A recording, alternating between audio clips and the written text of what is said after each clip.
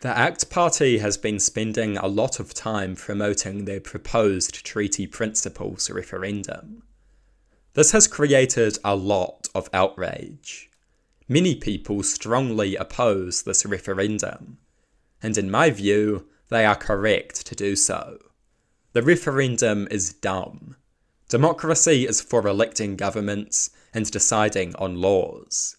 Democracy is not for defining historical facts, which is what the referendum would do. In my view, this is a total perversion of democracy. But today I do not want to speak about the referendum and my many objections to it. I want to speak about the backlash against it. There is a narrative that I have repeatedly seen the opponents of the referendum pushing. I do not like this narrative. They claim that the ACT Party has crossed a line. The ACT Party used to fixate on economics, but now they are attacking Maori, and that is a step too far. Disagreements about the minimum wage and trade unions were respectable, but the proposed referendum is a step too far. That is the narrative.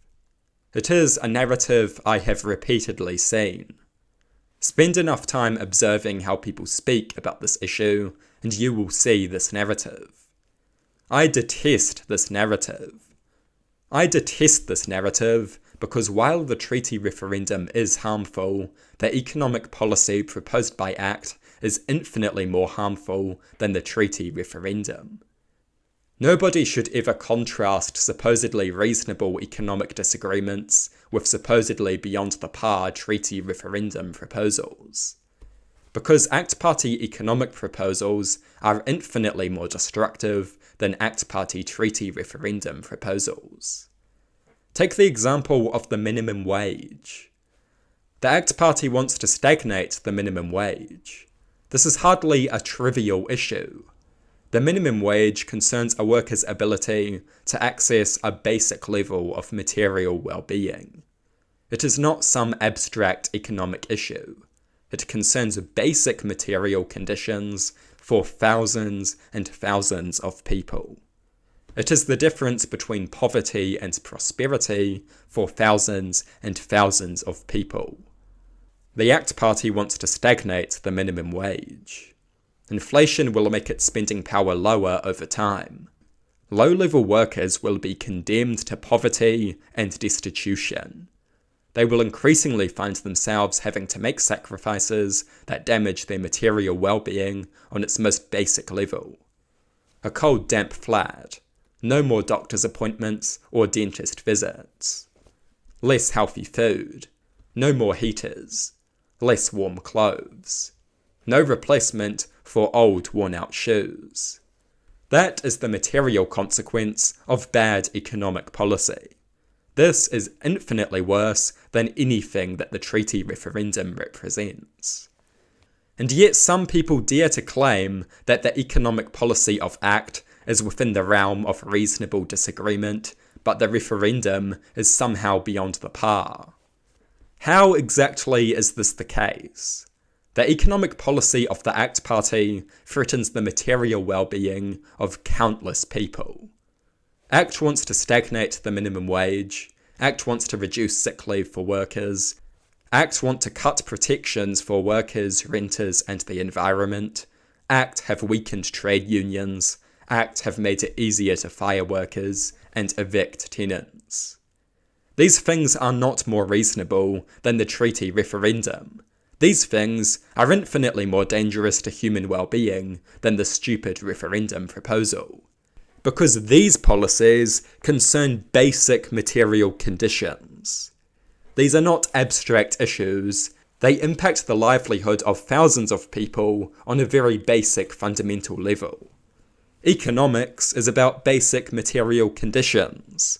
Economic policy is not some abstract thing. It is not some abstract curiosity. It is about whether you get to eat or have to go hungry. It is insanity to me that anti-poor and anti-worker policy is viewed as reasonable, while the treaty referendum somehow crosses a line. Being blatantly anti-worker and anti-poor is apparently perfectly acceptable, but God forbid you do something that could be perceived as anti-Maori. Then you have crossed a line. Our society is so classist. Class-based discrimination is so normalised.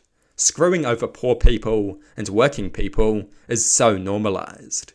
Racism disgusts people, as it should, but classism is somehow a respectable thing.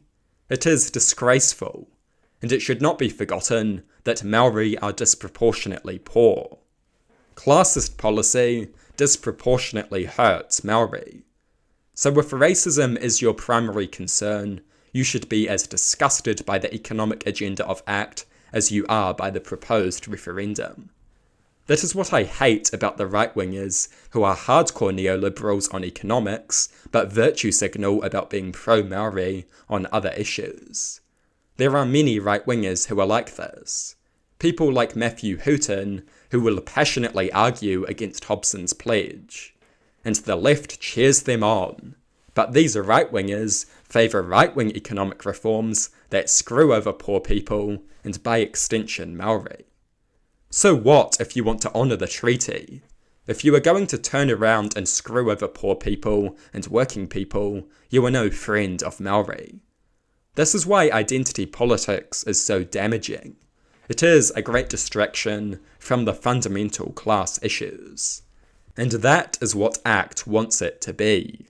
They want us to be bickering about culture wars while they stomp on the working class. Do not let them get what they want.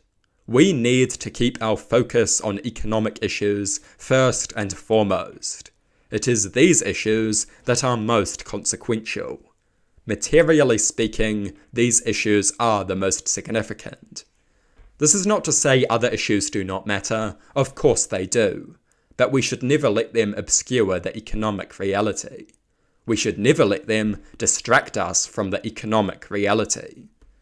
If we want to beat the political right, we have to be smart about it. We have to keep our focus on what matters. We need to put a spotlight on the bad economic policy of the right, the anti-worker, donor-serving policy of the right. Point out their distractions and refuse to be consumed by them. The ACT Party has not crossed a line. They have been on the wrong side of the line since they were founded. They have been pursuing a blatantly anti-worker agenda since they were founded. They need to be voted out of Parliament in 2026.